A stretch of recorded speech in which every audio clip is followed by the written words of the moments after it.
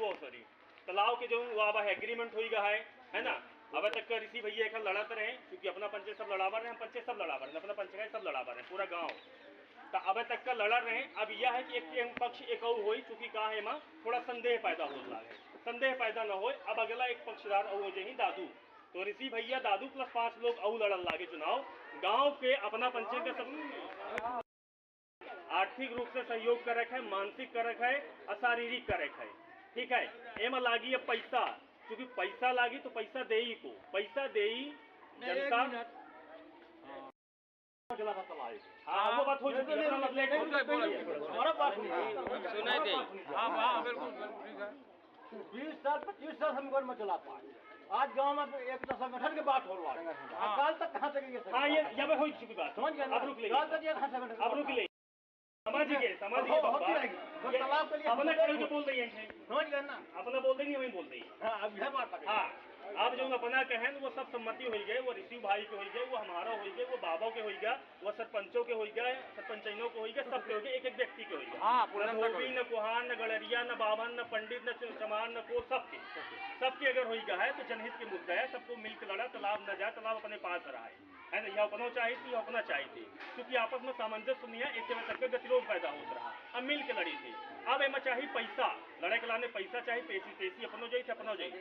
पैसा के रिस्पॉन्सिबिलिटी है हम सबका देखा, चंदा देखा है, सरपंच का देखा है, जे पद में रही सरपंच का लूना रही तो दूसर सरपंच नहीं तो ओखर रिस्पॉन्सिबिलिटी आए, ओखर जवाबदारी है कि पैसा इकट्ठा करके वो कैसा केस में लागल लागे तो दे।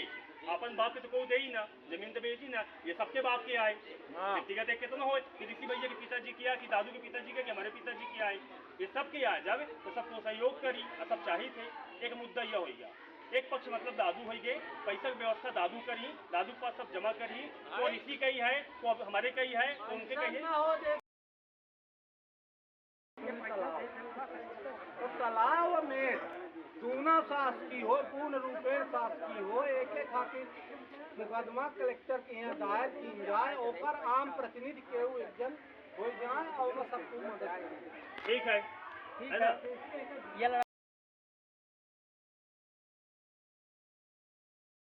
ग्राम सभा के मुद्दे में किन बातों पे चर्चा हुई? देखिए तालाब का मुद्दा क्या है, बहुत गंभीर मुद्दा दिखाई दे रहा है। देखिए आज पहाड़िया ग्राम पंचायत में ग्राम सभा लगाई गई जिसमें से गांव के सभी नागरिक इकट्ठा हुए हैं। पूर्व सरपंच भी थे, वर्तमान सरपंच हैं, गांव के जनप्रतिनिधि हैं, जागरूक है, पढ़े लिखे इंसान है, प्लस आम पब्लिक है, वो सब लोग इकट्ठा होकर एक जनहित का मुद्दा है तालाब का। तालाब हमारे गाँव में पहाड़िया में है जिसकी लड़ाई बहुत दिनों से चल रही है। जो पूर्व सरपंच थे वो लड़ाई को आगे बढ़ा रहे थे। अब चूंकि एक मामला सामने आया है, मामला ये है कि एक एग्रीमेंट हुआ है 19 तारीख को, उसकी कॉपी हम आपको देंगे तो आप दिखा दीजिएगा साथ में। एग्रीमेंट हुआ है तो लोगों को संदेह हो गया कि आखिर एग्रीमेंट कैसे हो गया, क्योंकि अभी तक जो इसकी लड़ाई गांव के लोग और एक अपना नेता चुन के आगे बढ़ा रहे थे। वो एग्रीमेंट में ये था कि हाई कोर्ट में मामला चल रहा है और 1 साल पहले स्टे लिया गया था ना, उसको कोई बेच सकता ना कुछ हो सकता। तो आखिर एग्रीमेंट कैसे हुआ? एग्रीमेंट रजिस्टर्ड एग्रीमेंट है, जो कि आप देख रहे हैं कॉपी स्क्रीन में साथ में, वो रजिस्टर्ड एग्रीमेंट हुआ है। अब लोगों में संदेह हुआ कि आखिर कहीं जो मामले को लेकर हाई कोर्ट तक पहुंचा हुआ है या कई सालों से जो लड़ाई लड़ रहा है, कहीं वही तो इन लोगों के साथ मिल के इस एग्रीमेंट को आगे तो नहीं बढ़ा दिया कि गांव के लोग बैठे रह जाएं और लोगों को समझ में आए कि लड़ाई वो लड़ रहा है। तो चूंकि इसका समाधान हो चुका है, ये हमारे गांव का मामला है, ऐसे संदेह बहुत सारे होते हैं, लेकिन निराकरण होता है बातचीत से।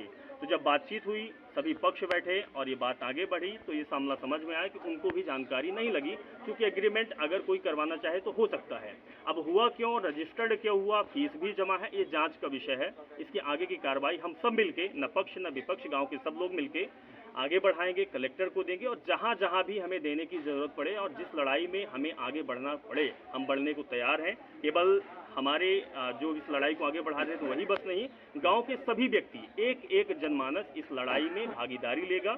और ये गांव की लड़ाई है, जनहित की लड़ाई है, तालाब की लड़ाई है और सार्वजनिक निस्तार है।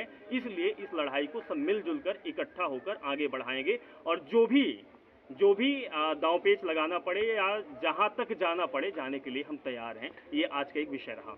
कचरा प्लांट को लेके अभी यहाँ मुद्दा चल रहा था, क्या मामला है कचरा प्लांट? देखिए कचरा प्लांट का मुद्दा जो है ये बहुत गंभीर मुद्दा है और आपको बता दें कि पहाड़िया गांव में रीवा MSW जो कि रेमकी कंपनी का ये प्लांट है, ये बना हुआ है, नगर निगम से टाई अप है। कचरा प्लांट में कुछ कुछ निकायों का भी 22 निकाय का नगर निकाय का इसमें कचरा आ रहा है। 48 से टाई अप है जहाँ पे कचरा आता है और यहाँ पर कचरे को रिसाइकिल किया जाता है और उसके बाद बिजली बनाई जाती है। चूँकि एक चीज़ ये है, एनजीटी का नियम कानून है कि आखिर ये कचरा प्लांट यहाँ पर कैसे आ गया, क्योंकि एनजीटी की गाइडलाइंस है कि 3 किलोमीटर रहवासी इलाका जहाँ पे इस तरीके के कचरे को आप इकट्ठा कर रहे हैं या फिर उसमें आप रिसाइकलिंग कर रहे हैं या कुछ भी करिए डिस्ट्रॉय कर रहे हैं, तो वहाँ पर 3 किलोमीटर आसपास रहवासी इलाका नहीं होना चाहिए। क्योंकि पहाड़िया गांव में आसपास की बस्ती कई सालों से निवास कर रही है, सरकारी योजनाओं का लाभ ले रही है, तो कचरा प्लांट कैसे आया, ये मुद्दे की लड़ाई बहुत पहले की गई है।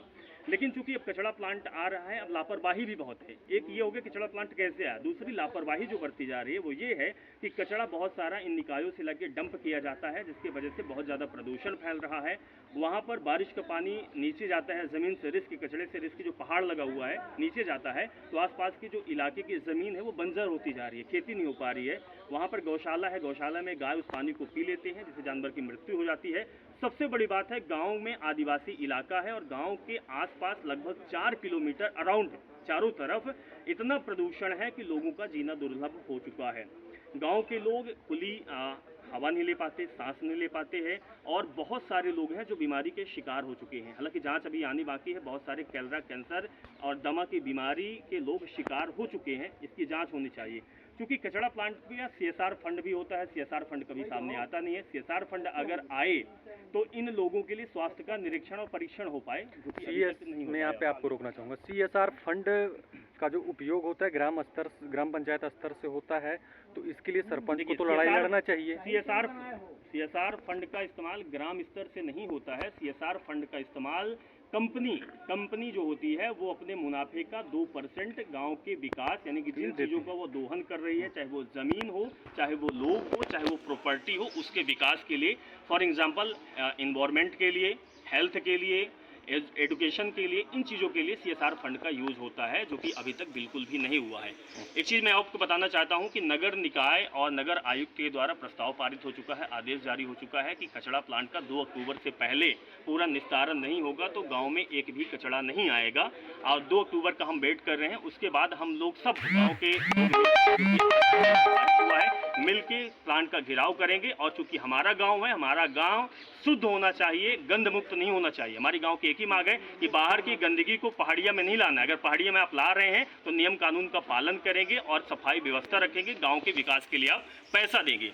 दूसरी चीज़ आपको और बताना चाहता हूं कि इसमें जो कि एक एग्रीमेंट में नहीं है, उत्तर प्रदेश के कई जिलों से कचरा यहाँ पर आ रहा है, जिसमें से बनारस है, इलाहाबाद यानी कि प्रयागराज है और नोएडा है। इन जिलों का कचरा यहाँ क्यों लाया जाता है जो कि एग्रीमेंट में नहीं है, इस पर भी हम लोग आगे चल के यही कि कल ही से रोक लगाएंगे और हमें बताएं, हमें एग्रीमेंट दिखाएं कि क्या कचरा इन जिलों का या उत्तर प्रदेश का यहाँ लाना चाहिए। क्योंकि एग्रीमेंट में मध्य प्रदेश के कुछ जिलों का है, 48 निकायों का है, जिसमें से 22 निकाय का आ रहा है। उत्तर प्रदेश से क्यों लाया जा रहा है?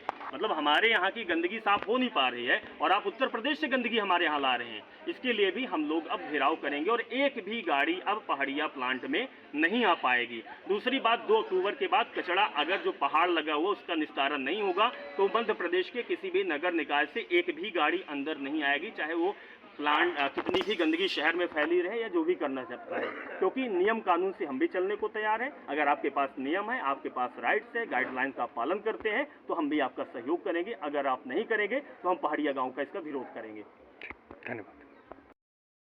हमें एक बहुत ही गंभीर मुद्दा उठाया गया तालाब को लेके। आपने काफ़ी लंबी लड़ाई लड़ी उसको लेके, क्या कुछ कहना चाहेंगे? क्या कुछ आज ग्राम सभा में पास हुआ है? ग्राम सभा में ये निर्णय पारित हुआ है कि इसकी लड़ाई के लिए पूर्ण रूपेण से सरकारी कराने के लिए एक प्रतिनिधि ग्राम सभा ने नियुक्त किया है और उस प्रतिनिधि के माध्यम से 24-25 की खतौनी में जैसे सरकारी तालाब लिखा हुआ है उसी तरीके से इसकी मेड़ और तालाब मध्य प्रदेश शासन दर्ज हो जाए, यही ग्राम की आम जनता चाहती है। और इन्हीं मांगों को लेकर डिबेट हुआ और सर्वसम्मति से निर्णय पारित हुआ। दूसरा सवाल हमारा आपसे कि जब ये कचरा प्लांट पहाड़िया में लगाया जा रहा था उस समय आप सरपंच थे, जब लगाया जा रहा था? नहीं थे, आप नहीं थे उस समय, चलिए जो भी रहे हों, तो क्या उन्हें एनओसी उन्होंने कचरा प्लांट में दिया था, मतलब कि लगाने के लिए यहाँ पे, कि नहीं दिया ये इसका जवाब वही दे सकते हैं, लेकिन ग्राम सभा से कोई प्रस्ताव पारित नहीं है। अच्छा, तो आप मानते हैं कि इसमें शासन के नियमों का हनन करके कचरा प्लांट लगाया गया है, और इससे आम जन को कितना नुकसान हो रहा है, क्या कुछ कहेंगे?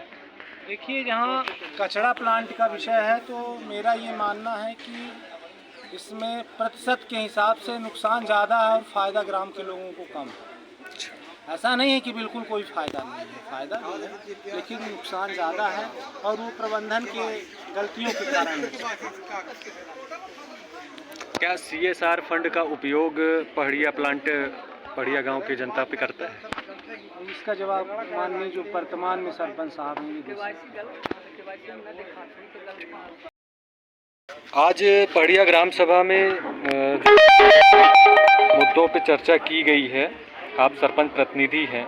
सबसे पहला मुद्दा जो तालाब को लेके यहाँ पे चर्चा किया गया है, और दूसरा पहाड़िया के कचरा प्लांट को लेके जो कचरा आ रहा है, कुछ कचरा यूपी से आ रहा है, क्या कुछ कहना चाहेंगे इस पे आप? हाँ, तालाब के संबंध में ऐसा है, तालाब यहाँ सार्वजनिक है, तो वहाँ तालाब में पानी है, शमशान घाट है, मंदिर है।